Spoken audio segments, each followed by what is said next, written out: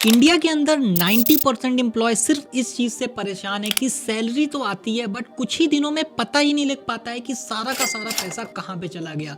कभी इमरजेंसी आ जाती है, कभी दोस्तों के साथ आउटिंग पे जाना है, कभी यहाँ पे पैसा खर्च हो गया, कभी वहाँ पे पैसा खर्च हो गया और at the end month and के अंदर उनके पास कोई भी पैसा नहीं होता है, जिसके बाद वो डेट ट्रैप में चले जाते हैं और उनके ऊपर डेट बढ़ने लगता है।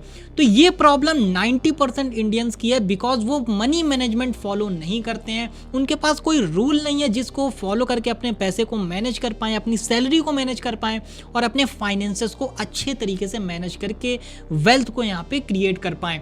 तो आज इस वीडियो में मैं आपको एक काफ़ी अच्छा रूल बताने वाला हूँ जिसको अगर आप फॉलो करते हो तो आप काफ़ी अच्छे तरीके से अपने पैसे को मैनेज कर पाओगे और काफ़ी अच्छा ये रूल होने वाला है जो कि काफ़ी ज़्यादा सिंपल रूल है, प्रैक्टिकल है और हर किसी के लिए फॉलो होने वाला है। इस रूल का नाम है 50-30-3-10 रूल। ये रूल आपको सिखाता है कैसे आप अपने पैसे को मैनेज कर सकते हो, कैसे अपने पैसे को एंजॉय कर सकते हो और उसी पैसे से कैसे आप अपने फ्यूचर को सिक्योर कर सकते हो और कैसे वेल्थ को मैनेज कर सकते हो। तो काफ़ी अच्छा ये रूल होने वाला है। चलिए इस रूल को एक एक करके डिकोड करते हैं और देखते हैं कैसे आप इस रूल को फॉलो कर सकते हो। बट उससे पहले अगर आप इस चैनल पर फर्स्ट टाइम आए हैं तो चैनल को सब्सक्राइब जरूर कर लीजिएगा, जिससे आने वाली जितनी भी इंपॉर्टेंट वीडियोज हैं उनके नोटिफिकेशन आपको मिलते रहें। तो चलिए एक एक करके 50-20-3x रूल को एक्सप्लेन करते हैं। इसमें जो पहला 50% है उसका मतलब ये है कि जब भी आपके पास आपकी सैलरी क्रेडिट होती है, एक एग्जांपल लेके चलते हैं, एक पर्सन है जिसकी 30,000 रुपीज सैलरी है, तो जैसे ही उसके पास 30,000 रुपीज सैलरी क्रेडिट होती है तो उसका 50% ऑफ द अमाउंट उसको अलग कर देना चाहिए और उसके अंदर उसको यहाँ पे उसकी जो पर्सनल इसेंशियल चीजें हैं, रेंट है, यहाँ पे ग्रोसरीज के खर्चे हैं, बिल पेमेंट्स हैं, छोटी छोटी वॉन्ट्स के अंदर स्पेंड करना है। इससे होगा क्या, आपकी सैलरी दो पार्ट्स में डिवाइड हो जाने वाली है। 50% के अंदर आपकी सारी इसेंशियल चीजें कंप्लीट हो जाएंगी एंड बचा हुआ जो 50% है इसके बाद हम इसको प्रायोरिटी दे पाएंगे, फोकस कर पाएंगे यहाँ पे अपनी वेल्थ के ऊपर, अपनी वॉन्ट्स के ऊपर या फिर जो भी हमारे सिक्योरिटी के पर्पस के लिए होने वाली है, इन्वेस्टमेंट पर्सपेक्टिव से होने वाली है, वो सारा कुछ हम इस 50% के अंदर मैनेज कर पाएंगे। अब जनरली होता क्या था, जब भी लोगों की सैलरी आती थी तो उनको पता इसलिए नहीं लग पाता था कि सारे पैसे कहाँ चले गए, बिकॉज सैलरी क्रेडिट होने के बाद वो लगातार यहाँ पे स्पेंडिंग्स करते चले जाते थे विदाउट बजटिंग। अब इसके क्या किया कि हमने जो 50% का यहाँ पे कैप लगा दिया है, इससे आपकी इनकम बजट हो गई है कि आपको 50% से ऊपर बिल्कुल भी यहाँ पे स्पेंड नहीं करना है अपनी पर्सनल स्पेंडिंग्स के अंदर। तो इस रूल का एक पार्ट तो आपको समझ में आ गया कि 50% आपको किस तरीके से मैनेज करना है। अब बात करते हैं 20 और 3-10 रूल की। तो ये जो 20% वाला पार्ट 2 है इसको हमको किस तरीके से मैनेज करना है, तो ये जो 20% वाला पार्ट 2 है इसको हमको प्योरली यहाँ पे फोकस करना है इन्वेस्टमेंट को लेके, बिकॉज सैलरी क्रेडिट होने के बाद आपका मेजॉरिटी जो यहाँ पे पैसा है 50% वो चला गया आपकी इसेंशियल चीज़ों में। अब इसके बाद जो पैसा बचा है अगर आपने इसको सबसे पहले इन्वेस्टमेंट में यहाँ पे नहीं एलोकेट किया तो आपका पैसा यहाँ पे बहुत सारी अनवांटेड जगहों पर भी जा सकता है। तो इस 20% को आपको किस तरीके से मैनेज करना है, इसमें आप यहाँ पे अपनी इन्वेस्टमेंट करोगे। इन्वेस्टमेंट किस तरीके की हो सकती है, आप म्यूचुअल फंड्स में इन्वेस्ट कर सकते हो, आप बॉन्ड्स में इन्वेस्ट कर सकते हो या फिर यहाँ पे सिक्योरिटीज में इन्वेस्ट कर सकते हो या फिर एफडी वगैरह में भी आप इन्वेस्ट कर सकते हो। जो भी आपका इन्वेस्टमेंट ऑब्जेक्टिव है, जो आपका ग्रोथ है, अपॉर्चुनिटी है, वो यहाँ पे बनने वाली है। जो भी पैसे की ग्रोथ है आप यहाँ पे डिसाइड करोगे। आपको जितना भी आपका रिस्क एपेटाइट है आप उसके हिसाब से यहाँ पे इन्वेस्ट कर सकते हो। आपको बहुत ज़्यादा हायर सिक्योरिटीज में इन्वेस्ट करना है जिसमें बहुत ज़्यादा हाई रिस्क हो, आप उसमें इन्वेस्ट कर सकते हो। आपको बहुत ज़्यादा कम रिस्क वाली इन्वेस्टमेंट चाहिए तो आप उसमें इन्वेस्ट कर सकते हो। ज़्यादातर लोगों को रिकमेंडेड होता है कि वो म्यूचुअल फंड्स में इन्वेस्ट करें, बिकॉज जो भी एम्प्लॉय हैं उनके पास इतना ज़्यादा टाइम नहीं होता है कि वो मार्केट को यहाँ पे टाइम कर पाएँ। इस केस में वो क्या कर सकते हैं, म्यूचुअल फंड में इन्वेस्ट कर सकते हैं। कोई अच्छे म्यूचुअल फंड सेलेक्ट करके उसमें अपनी इन्वेस्टमेंट को कंटिन्यू कर सकते हैं। अब देखिए, वैसे आपको म्यूचुअल फंड या फिर इन्वेस्टमेंट ऑप्शंस के बारे में जानना है कि किन किन जगहों पे आप इन्वेस्ट कर सकते हो या फिर म्यूचुअल फंड में कैसे इन्वेस्ट कर सकते हो, ईटीएफ में कैसे इन्वेस्ट कर सकते हो या फिर किस म्यूचुअल फंड में इन्वेस्ट करें, किस ईटीएफ में इन्वेस्ट करें, तो हमने इसके ऊपर डेडिकेटेड प्लेलिस्ट बनाई हुई है जिसके अंदर हमने आपको डिटेल में समझाया है म्यूचुअल फंड क्या होता है, ईटीएफ क्या होता है, कैसे इन्वेस्ट कर सकते हो, कौन से बढ़िया म्यूचुअल फंड ईटीएफ्स हैं। उन सबके वीडियो के लिंक आपको डिस्क्रिप्शन एंड आई बटन में मिल जाएंगे, तो आप उनको जरूर चेकआउट करिएगा। अब देखिए, इस रूल के इन पार्ट्स को समझने के बाद हमें ये तो समझ में आ गया है कि हमने अपना मेजॉरिटी जो पैसा है वो उन जगहों पे लगा दिया है जिसकी हमको काफी ज्यादा जरूरत थी। हमने सारे इसेंशियल्स आइटम्स के ऊपर जो भी मैंडेटरी हैं, जिसके बिना हम लाइव नहीं हो सकते सकते हैं उन सारी जगहों पे हमने यहाँ पे पैसा खर्च कर दिया है। इसके बाद जो हमारा ग्रोथ पर्सपेक्टिव है, जिससे हम यहाँ पे फ्यूचर में ग्रो करेंगे, हमारा पैसा ग्रो करेगा, जिससे हम अपनी वेल्थ को यहाँ पे मैनेज कर पाएंगे, वो भी हमने यहाँ पे कर दिया है। तो अब बात करते हैं इस रूल के लास्ट पार्ट के ऊपर, जो कि काफी ज्यादा इंटरेस्टिंग पार्ट है। बहुत सारे लोग सोच रहे होंगे कि हमने अपना सारा पैसा तो सिर्फ यहाँ पे इन्वेस्टमेंट के अंदर, पर्सनल नीड्स के अंदर यहाँ पे इन्वेस्ट कर दिया है, तो हम यहाँ पे इंजॉय कैसे करेंगे लाइफ को। तो ये जो 3-10 यहाँ पे रूल है, इसके लिए आपको काफी अच्छा यहाँ पे आपको इसका बेनिफिट मिलेगा। अगर आप अपनी लाइफ को इंजॉय करना चाहते हो, सिक्योर करना चाहते हो, तो उसके लिए ये आपको काफी अच्छा यहाँ पे एक सिस्टम प्रोवाइड कर पाएगा। तो ये जो 3-10 रूल है, तो जो बचा हुआ आपका यहाँ पे पैसा बचने वाला है, 50% आपने एक जगह पे एलोकेट कर दिया अपनी यहाँ पे नेसेसिटीज के अंदर, 20% आपने इन्वेस्ट कर दिया है। तो ये जो 30% है, इसको आपको 3 पार्ट्स के अंदर डिवाइड करना है, 10%, 10% एंड 10% के अंदर। इसीलिए इसको 3-10 रूल कहा गया है। तो इस 3-10 रूल के अंदर आपको क्या करना है, जो आपका फर्स्ट 10% है, उस 10% को आपको डालना है स्टेबिलिटी फंड के अंदर। अब ये स्टेबिलिटी फंड क्या है, इसके अंदर आप अपना इमरजेंसी फंड मेंटेन करोगे। अब देखिए इमरजेंसी फंड क्या होता है। इमरजेंसी फंड वो फंड होता है जो आपको एक इमरजेंसी के अंदर आपको स्टेबिलिटी प्रोवाइड करता है। लेट एग्जांपल, आप किसी कंपनी में जॉब करते हो, सडनली कुछ ऐसे रीजंस आए कि जिस वजह से आपकी जॉब चली गई, तो इसके बाद आपको यहाँ पे पर्सनल यहाँ पे नेसेसिटीज के लिए यहाँ पे पैसा की जरूरत यहाँ पे पड़ने वाली है। तो उस पैसे की जरूरत आपको ये स्टेबल फंड, आपका जो इमरजेंसी फंड है, वो आपको प्रोवाइड करने वाला है।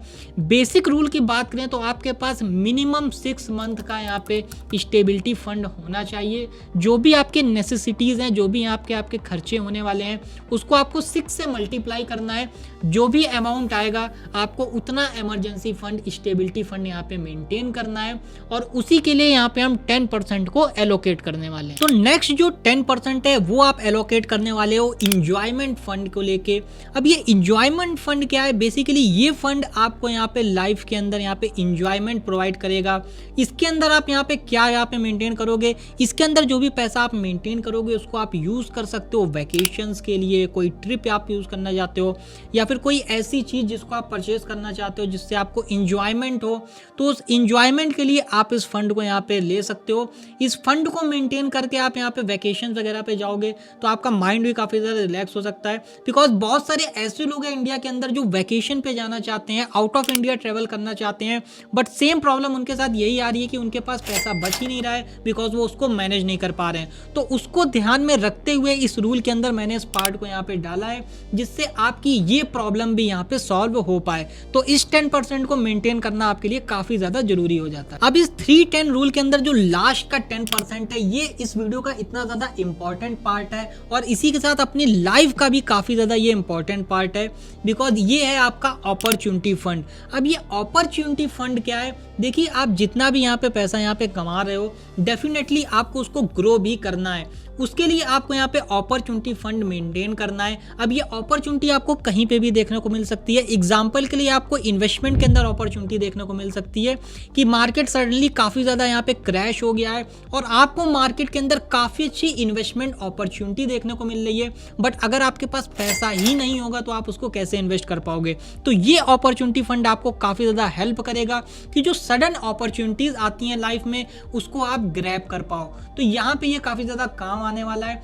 बट इसके साथ ही आप इसको और भी जगहों पे यूज कर सकते हो। लेट एग्जांपल, आपको कोई कोर्स लेना है, आपको कोई यहाँ पे अपनी एजुकेशन पे इन्वेस्ट करना है, जिससे आप अपनी एक्टिव इनकम सैलरी को इंक्रीज कर पाओ, तो उसके लिए भी आप इस फंड को यूज कर सकते हो। और मेरा मानना है कि आपको अपनी इनकम का 10% एटलीस्ट अपॉर्चुनिटी फंड में रखना इसलिए जरूरी है, बिकॉज अगर आप अपने ऊपर यहाँ पे अपनी अपॉर्चुनिटीज के ऊपर इन्वेस्ट नहीं करोगे तो आपकी एक्टिव इनकम भी ग्रो नहीं करेगी, जिससे इन्फ्लेशन तो बढ़ता चला जाएगा, बट आपकी इनकम अगर ग्रो नहीं करेगी तो आप काफी ज्यादा पीछे रह सकते हो। तो ये 10% काफी ज्यादा इंपॉर्टेंट पार्ट है आपकी लाइफ के लिए और आपकी इन्वेस्टमेंट्स के लिए। तो चलिए समराइज करते हैं इस 50-20-3-10 रूल को कि क्या मेजर बेनिफिट्स आपको इसमें मिले हैं, और इसके साथ एग्जांपल से आपको ये समझाते हैं कि कोई पर्सन अगर इस रूल को फॉलो करता है तो आफ्टर 10 ईयर 20 ईयर उसके पास कितनी वेल्थ यहाँ पे क्रिएट हो सकती है। तो ये जो 50-20-3-10 रूल है, इसके अंदर 50% आपने पूरा का पूरा एलोकेट कर दिया अपनी नेसेसिटीज के अंदर, 20% आपको इन्वेस्ट करना है अपनी वेल्थ ग्रो करने के लिए,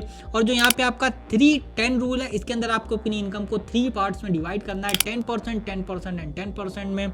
फर्स्ट 10% आपका स्टेबिलिटी फंड के अंदर जाएगा, जो सेकंड 10% है वो जाएगा इंजॉयमेंट फंड के अंदर, और जो थर्ड 10% है वो जाएगा आपका यहाँ पे अपॉर्चुनिटी फंड्स के अंदर। तो इस तरीके से आप अपनी सैलरी को मैनेज करने वाले हो। तो चलिए एक एग्जांपल से भी समझ लेते हैं कि अगर किसी पर्सन की 30,000 रुपीज सैलरी है तो वो किस तरीके से इस सैलरी को मैनेज करता है और कैसे वो अपनी वेल्थ को क्रिएट कर पाएगा। तो 30,000 रुपीज सैलरी में सबसे पहले जो 50% अमाउंट है 15,000 रुपीज वो चला जाएगा आपकी नेसेसिटीज के अंदर। इसके बाद जो 20% अमाउंट है वो चला जाएगा आपका यहाँ पे इन्वेस्टमेंट्स के अंदर, और जो बाकी का 10% है वो अलग अलग फंड्स में डिवाइड हो जाएगा। हम यहाँ पे ये समझने वाले हैं कि ये जो आपका 20% आपने इन्वेस्टमेंट के अंदर दिया है, इस 20% से आप यहाँ पे कितनी वेल्थ क्रिएट कर पा रहे हो। तो अभी आप स्क्रीन पर देख पा रहे होगे कि अगर कोई पर्सन 20% यहाँ पे इन्वेस्ट करता है तो 30,000 का 20% हुआ 6,000 रुपीज़। अगर ये 6,000 रुपीज़ यहाँ पे 15% के रेट पे अगर यहाँ पे 20 ईयर्स के लिए SIP स्टार्ट करता है और उसको 10% पर एनएम से अगर स्टेप अप करता है, बिकॉज लोगों की सैलरी 20% से एटलीस्ट ग्रो करती है नॉर्मली, तो अगर 10% से वो स्टेप अप भी करेगा तो उसकी क्या वैल्यू बन जाएगी। तो यहाँ पे इन्वेस्टेड अमाउंट उसका जो होगा टोटल 20 ईयर्स में वो होगा 41,23,884 रुपीज़, और जो यहाँ पे टोटल यहाँ पे उसकी रिटर्न बन के आएगी आफ्टर 20 ईयर वो बनेगी 1,67,02,222 रुपीज़।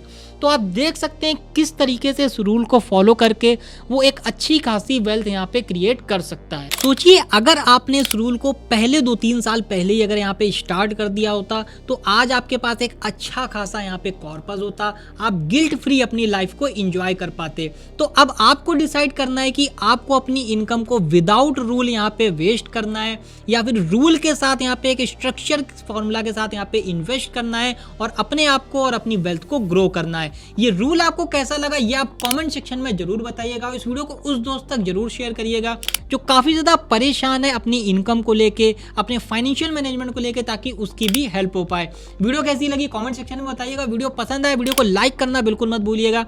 चैनल पे फर्स्ट टाइम आए सब्सक्राइब जरूर कर लीजिएगा ताकि ऐसी और भी वीडियोस के नोटिफिकेशन आपको मिलते रहे। मैं मिलता हूं ऐसे आपसे नेक्स्ट वीडियो में, तब तक के लिए जय हिंद एंड गुड।